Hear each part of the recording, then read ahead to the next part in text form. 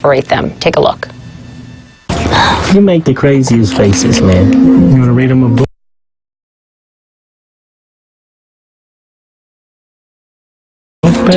What matters in the end is that they love each other. When we had the boys, of course, they were normal little boys, and just like any other two little babies you'd see, they were, except for being conjoined.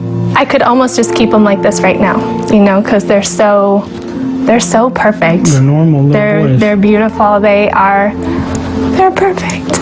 They are so funny, and they're happy. They're crazy. Jaden tries to roll off the bed and drag Anais with them. Anais talks, and my favorite thing is to sit here and hear them talking with each other down the hallway. They talk back and forth, and they say, they're beautiful. Our chief medical correspondent, Dr. Sanjay Gupta, was with the boys' parents every step of the way during their 27-hour surgery. It has now been 1 month since that happened, and Sanjay joins us now with an update. I am just can't wait to hear how they're doing, because this was his 27-hour surgery.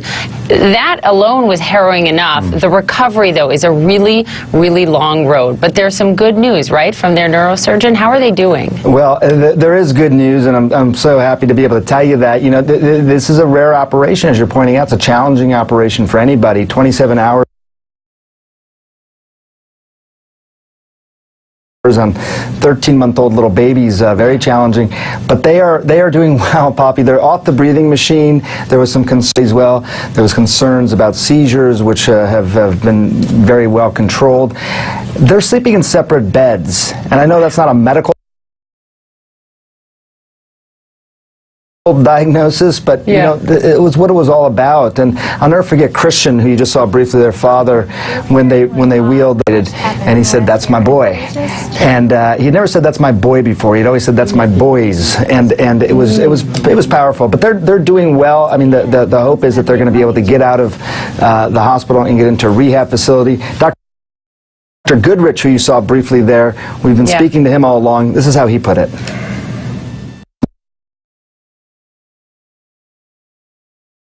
It's such a rare thing.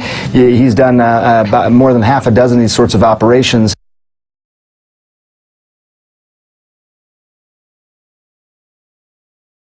But he was very, very pleased with the progress. And this surgery is so rare. It has only been done 59 times since 1952, right? They'd modeled all of this, but then when they actually started with the surgery,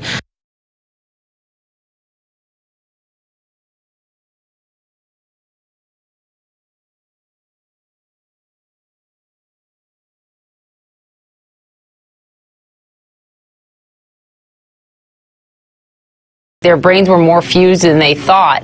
Overall, how do the surgeons think the operation went?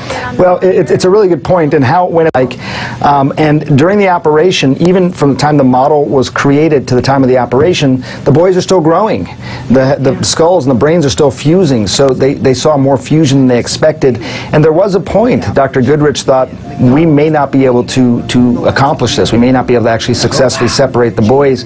Dr. Tepper, who's a craniofacial surgeon, is also a big part of the separation procedure. We talked to him specifically about that. Take a listen. I feel relieved at this point. I think there was a lot of concern, obviously, going in. We knew this was going to be a big undertaking, and I think things went as well as we could have hoped at this point.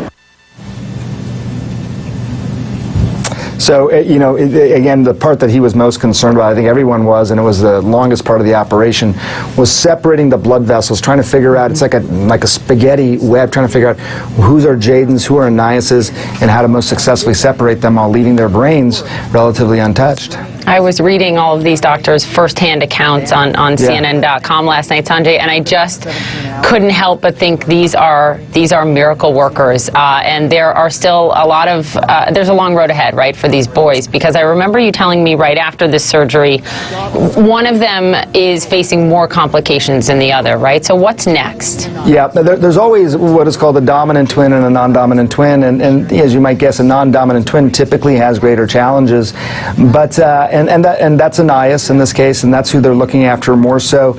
But what is next, again, because of the good news so far, is to get him out of the intensive care unit and then go to a rehabilitation facility. Look, Poppy, you know, because you're going through this now as a mom, but you know, these boys at 13 months old, they never crawled, they never walked, they never sat up, they never did the things that you watched your baby do. Yeah. This is a rebirth for them. In fact, Dr. Goodrich says they had a second birthday. So rehab for them is going to be learning to do all the things that they should have been doing the first year and a half of life. So that's what's going to be next for them, and the signals are very favorable. But I also want to say, you know, the whole team, as you mentioned, I mean, you know, this was a gigantic team of people, the nurses, the technicians, people who create these models, the radiologists. There was 40 people, 50 people sometimes in the room at one time who were all so invested in this, doing something that very few people have ever done. Yeah, it is remarkable to see, and I am so, so glad that it is going so well for these boys and for the family right now. Sanjay, thank you. All right, we'll be right back. Choose to go, to indulge your curiosity.